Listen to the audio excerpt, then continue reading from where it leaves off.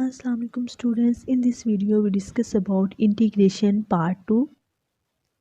Video start करने से पहले आपने करना है वीडियो को लाइक, चैनल को subscribe and press on bell icon for more updates.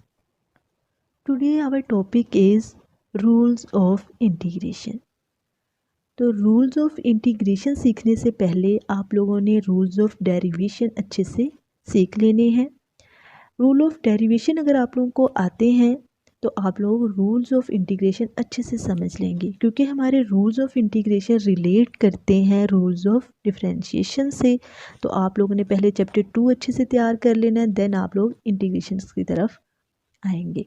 तो हमारा फर्स्ट रूल है पावर रूल ऑफ इंटीग्रेशन. बहुत ही इम्पोर्टेंट रूल है इंटीग्रेशन में और इसको समझना जो है आप लोगों के लिए बहुत ज़रूरी है. सबसे पहले आप लोग ये देख लें कि जब हमने डेरिवेटिव में पावर रूल यूज़ किया था तो वो किस तरह किया था, ताकि आप लोग उससे रिलेट करते हुए इंटीग्रेशन के रूल को समझ लें. तो स्टूडेंट्स देखें, अगर हमारे पास फंक्शन x5 है और हमें इसका डेरिवेटिव लेना है विद रिस्पेक्ट टू x, तो डेरिवेटिव हम लेते हैं पावर शुरू में, पावर में से एक कम, देन x का डेरिवेटिव 1. तो ये रूल था हमारा पावर रूल ऑफ डेरिवेटिव. अब देखें, हमने देखना है पावर रूल ऑफ इंटीग्रेशन. अगर हमारे पास फंक्शन x5 है और हमें इसका इंटेग्रल लेना है विद रिस्पेक्ट टू x, तो हम किस तरह लेंगे जी स्टूडेंट्स? तो यहाँ पे आप लोगों ने करना है power rule use. Mean power में हमने एक ऐड करना है और इसी पावर को हमने डिवाइड कर देना है 5 + 1. तो इसे हम लिखेंगे x की पावर 6/6. ये है स्टूडेंट्स हमारा पावर रूल ऑफ इंटीग्रेशन. यहाँ पे जनरल फॉर्म दी हुई है इसी रूल की. ये रूल हमारा एप्लीकेबल होगा where n not equal to -1. ठीक है. और हम यहाँ पे देख लेते हैं कि अगर n इज़ इक्वल टू -1 ना आ जाए, देन क्या होगा कि अगर हमारे पास पावर नेगेटिव है, x की पावर -1 dx है, तो यहाँ पे हम क्या करते हैं, पावर को पॉजिटिव करने के लिए ओवर में ले जाते हैं विद रिस्पेक्ट टू dx. तो जैसे कि आप लोगों ने प्रीवियस डेफिनेशन में ये पढ़ा कि इंटीग्रेशन को एंटी डिफरेंशिएशन कहते हैं और एंटी डेरिवेटिव प्रोसेस को आप लोगों ने देखा. तो यहाँ पे आप लोग देखें कि इंटेग्रल आप लोगों ने लेना है 1/x का. तो ln x का अगर आप लोग डेरिवेटिव लो तो ये किसके इक्वल होता है, 1/x के. और अगर हम कहें कि इंटीग्रेशन जो है एंटी डिफरेंशिएशन है, मीन टू से एंटी डेरिवेटिव प्रोसेस है, तो 1/x की इंटीग्रेशन क्या होगी, ln x. तो यहाँ पे देखें 1/x की इंटीग्रेशन हमारे पास आ जाएगी ln x + c. इंटीग्रेशन जब आप लोगों ने सोल्व करनी है तो +c का साइन लाजमी लगाना है. ठीक है.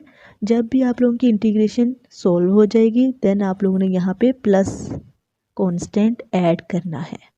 और ये प्लस कांस्टेंट क्यों ऐड करना है, इसकी वजह भी देख लेते हैं. तो स्टूडेंट्स यहाँ पे मैं आपको छोटी सी एग्जांपल दे के ये समझाऊंगी इंटीग्रेशन लेने के बाद प्लस कांस्टेंट ऐड क्यों करना है. तो यहाँ पे देखें जी, मैंने डिफरेंशिएट किया है इस फंक्शन को. डेरिवेटिव लेने के बाद इसका आंसर आ गया 2x.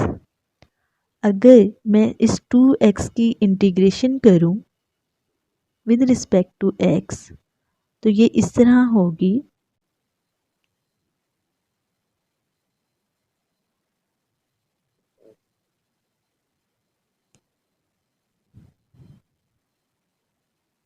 तो यहाँ पे आप लोग नोट करें कि हमारे पास डिफरेंशिएट करने के बाद आंसर आया 2x, और 2x की जब मैंने इंटीग्रेशन की तो मेरे पास आ रहा है आंसर x². तो जैसे कि मैंने आपको कहा कि एंटी डेरिवेटिव प्रोसेस को हम इंटीग्रेशन कहते हैं। तो एंटी डेरिवेटिव से हमारा मतलब है कि हमने जिस फंक्शन का डेरिवेटिव लिया उसका आंसर हमारे पास 2x आया, तो 2x की हम इंटीग्रेशन लें तो हमारे पास ये फंक्शन आना चाहिए। लेकिन जब मैंने 2x को इंटीग्रेट किया तो मेरे पास x स्क्वायर आंसर आया।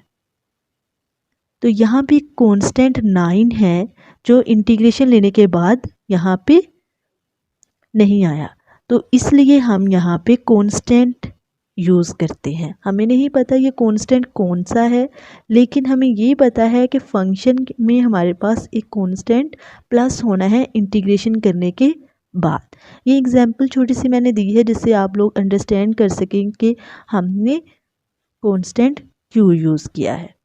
तो मैं उम्मीद करती हूँ स्टूडेंट्स आपको समझ आ गई होगी। तो नेक्स्ट देखते हैं हम अपना नेक्स्ट रूल।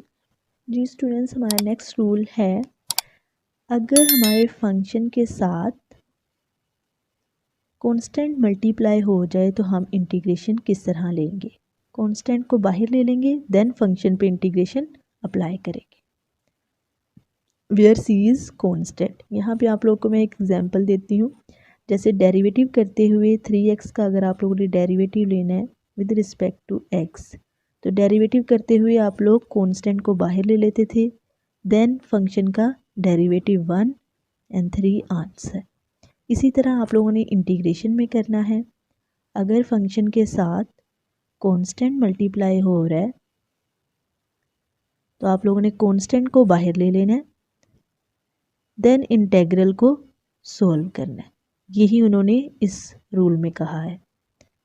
हमारे पास आंसर आ जाएगा दिस प्लस कांस्टेंट, कांस्टेंट लाजमी लगाना है।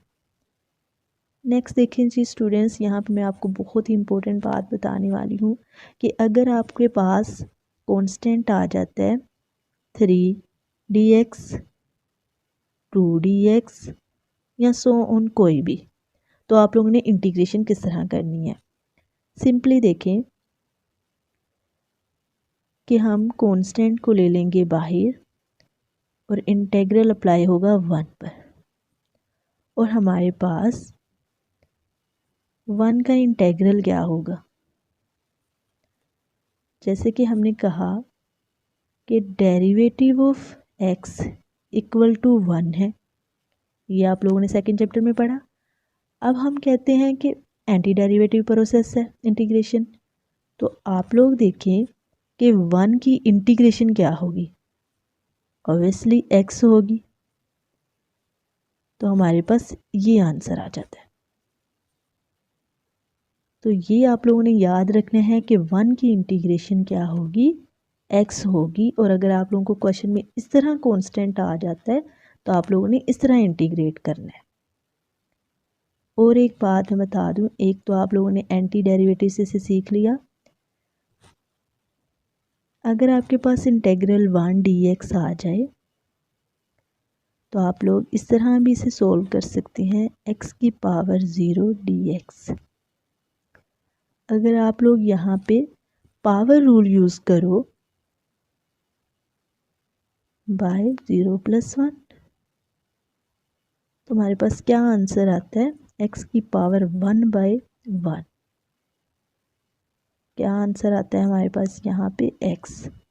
तो इस तरह भी आप लोग सीख सकते हैं कि इंटेग्रल ऑफ 1 किस तरह x के इक्वल है। स्टूडेंट्स नेक्स्ट रूल देखें, अगर आपके पास दो फंक्शंस ऐड हो रहे हैं या फिर सब्ट्रैक्ट हो रहे हैं और इंटीग्रेशन आप लोगों ने अप्लाई करनी है, तो आप लोगों ने सिंपली क्या करना है, दोनों फंक्शंस पर अलग अलग इंटीग्रेशन अप्लाई करनी है।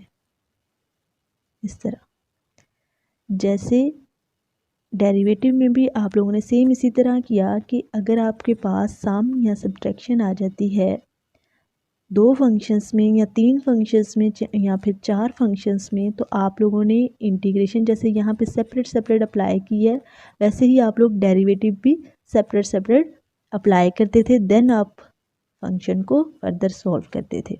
तो इसी तरह आप लोगों का इंटीग्रेशन का भी ये प्रोसेस है। इसे हम क्वेश्चंस में देखेंगे किस तरह यूज़ करना है।